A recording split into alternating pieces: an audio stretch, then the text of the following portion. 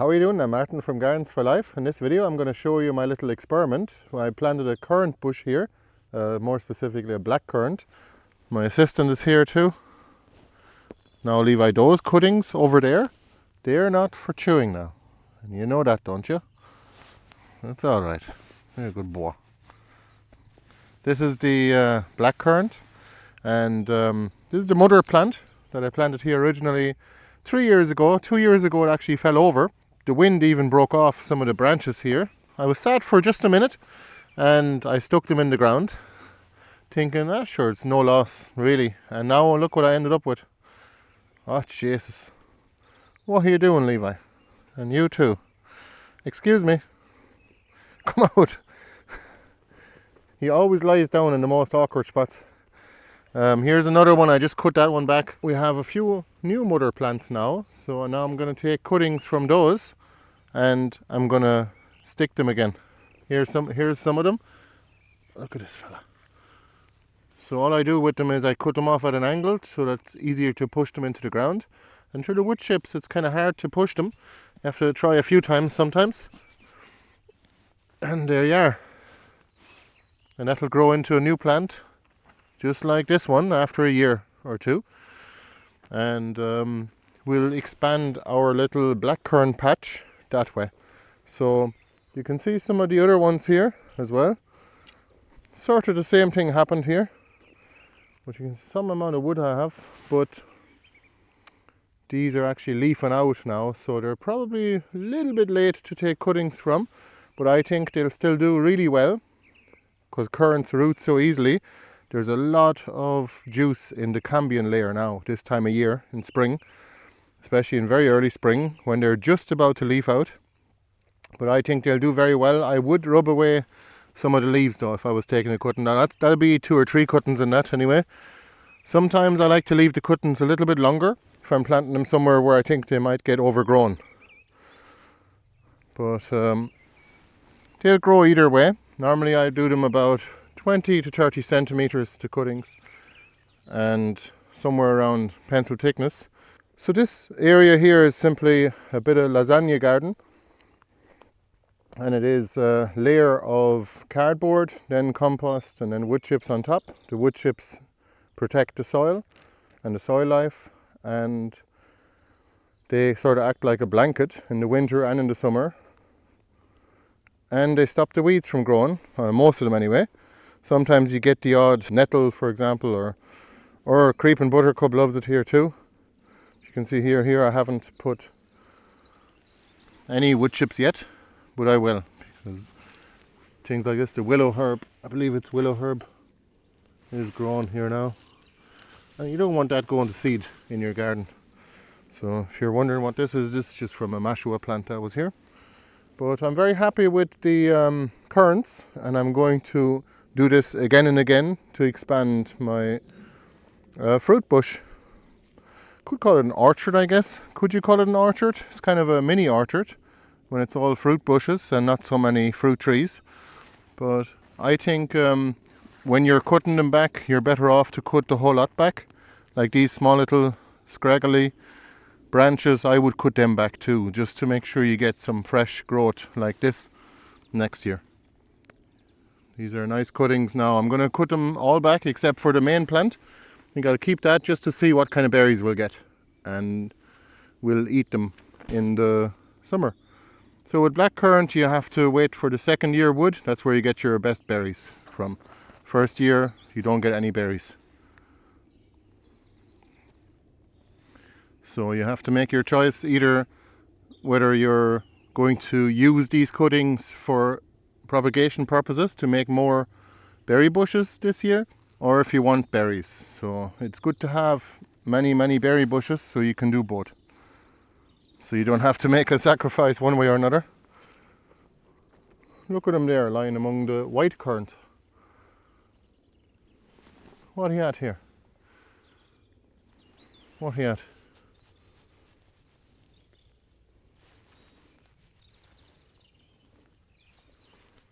Are you gentle with me berry bushes? You're not wrestling in them now. All right.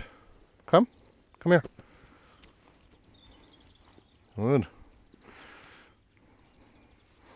You're the best YouTube dog, aren't you? What have you here? Bit of dirt. You too. You too. No need to be jealous. Levi. Don't be jealous. Now she's asking to wrestle. Biting his leg. Little bit of an observation here. This is a Daubenton kale plant, and for some reason it seems to have actually adapted. It's no longer got this variegation like the white around the leaf. I'll just show you what it normally looks like. I find it very odd. I didn't grow this from seed. It doesn't go to seed as far as I know, but the Daubenton kale is one of those perennial varieties that you can grow from a cutting. But this is the non-variegated one now, and I don't know how it evolved without going to seed actually. It's only been a vegetative propagation, so by a stem cutting. I find that very odd. I wonder, can a plant's appearance actually change without it evolving by going to seed? Or do plants evolve without going to seed? That's another question. I'd say, what's his name? Bruce Lipton with spontaneous evolution. Maybe he could answer that question. So take a look at the Daubenton kale and what it normally looks like. All the other plants look like that, but that one, it's very odd. It is very odd. Here's another one. You can see the variegation very well. We'll see.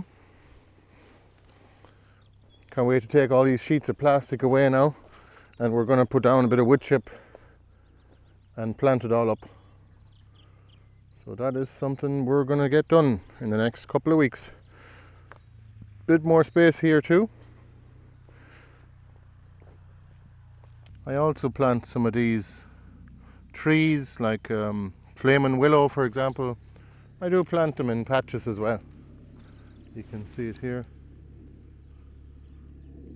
But so I'm going to have a little bit of a forest here in among some of these other fruit trees. I have an apple tree that grew from seed there, and there's some elder cuttings over that way too. These old kohlrabis here that have taken frost damage, I'm going to just get rid of them. We found that leaving old courgettes on the ground, like I've shown you before in some of the videos, when you lift them, or if you cut them in half and put the cut side down, the worms actually eat the courgette.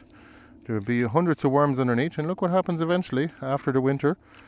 Even until the end of December, you're providing valuable worm food. And how do we know that the worms like to eat them? Because there's hundreds of them underneath. Same as the acorns and the comfrey and all of those kind of plants that produce a lot of excess nitrogen that they're putting out to the soil. And then of course the bacteria come and have a party, and the worms join in as well. Here's another little blackcurrant patch. So you can plant them fairly close to each other and just to grow them on for one season. Like in 6 months' time we'll have probably 20 plants here. And I hope you don't be walking on them. Are you? You're not walking on them, are you? No. So our seed and plant swap is actually tomorrow. Not sure when I get to upload this video. We will see you next time. Before I go, I'm just going to show you my black currants here. These were actually just cuttings that I stuck in the ground a year ago, and I just took some cuttings from them as well, so that we get some fresh growth. And we're going to leave in some of them just for cuttings, and we're going to take up a lot of them just to tin them out and then plant them elsewhere. What you can see here is what you get. You get a plant like that in only one season. So the black currants are great like that. And here is some red currants, and it's the same thing. They grow very easily. White currants as well, and this flaming willow still available. Look at that.